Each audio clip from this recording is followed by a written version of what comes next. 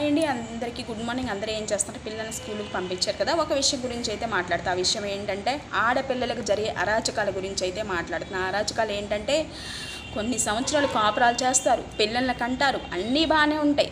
వీళ్ళు చేసేది ఇది నువ్వు చెడు మార్గం అని ఆ ఆడది ఎప్పుడైతే వ్యతిరేకిస్తుందో అప్పుడే ఆ అమ్మాయికి అనేది నరకం అని కనిపిస్తుంది. ఏంటంటే నీకు ఇక్కడ ఏమీ లేదు, నీకు ఇల్లు లేదు, నీకు బతకటానికి అసలు ఇక్కడ ఏ అర్హత లేదు, నీకు బయటికి వెళ్ళిపో అని అంటాయి. నీ తల్లి, నీ వదనలో నువ్వు ఎక్కడి నుంచి ఏం తీసుకొచ్చారని ఇక్కడ ఉంటున్నాయి. మొగుడు చచ్చిపోయినాకని అనుభవించవచ్చు. మొగుడున్నోడు అనుభవించడానికి వీల్లేదా?